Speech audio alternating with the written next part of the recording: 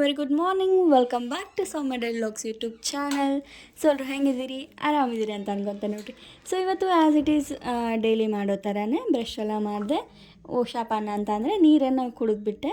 ಅದು ನೀರೆಲ್ಲ ಏನಕ್ಕೆ ಕುಡಿತಾರೆ ಅಂತ ಅಂದರೆ ಮೇನ್ ರೀಸನ್ ಬಂದ್ಬಿಟ್ಟು ನಮ್ಮ ಬಾಡಿ ಮಲ್ಕೊಂಡಿರ್ತೀವಲ್ಲ ನಾವು, ಬಾಡಿ ಎಲ್ಲ ಟಾಕ್ಸಿನ್ಸ್ ಇದಾಗಿರುತ್ತೆ.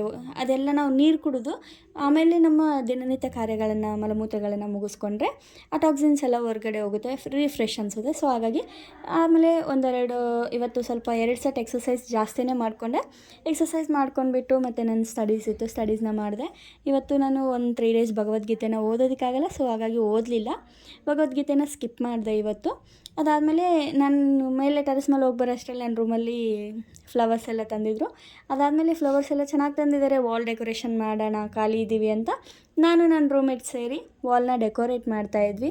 ಏನೋ ಖಾಲಿ ವಾಲ್ ಅನಿಸುತ್ತೆ ಅಂತ ಅವಳು ಡ್ರಾಯಿಂಗ್ ಚೆನ್ನಾಗಿ ಮಾಡ್ತಿದ್ಲು, ಅವಳ ಕೈಯಿಂದ ಡ್ರಾಯಿಂಗ್ ಮಾಡಿಸಿದೆ. ಆ್ಯಂಡ್ ದೆನ್ ನಾನು ಚೆನ್ನಾಗಿ ಬರೆದ್ಬಿಟ್ಟು ಎಲ್ಲ ಮೋಟಿವೇಶನ್ ಥಾಟ್ಸ್ ಹಾಕಿದೆ. ಒಂಥರ ಏನೋ ಪಾಸಿಟಿವ್ ಇಂಪ್ರೆಷನ್ ಇರುತ್ತೆ ಓದೋದಕ್ಕೆ, ಸ್ಟಡಿ ಮಾಡೋದಕ್ಕೆ ಅಂತ ನಾನು ರೂಮ್ನ ಡೆಕೋರ್ ಮಾಡಿದೆ ಈ ಥರ ಥಾಟ್ಸ್ ಎಲ್ಲ ಬರೆದ್ಬಿಟ್ಟು. Work hard in a silence, let make your success a noise ಅಂತ ಹೇಳ್ತಾ ನೆಕ್ಸ್ಟ್ ವ್ಲಾಗಲ್ಲಿ ಸಿಗೋಣ. Stay tune.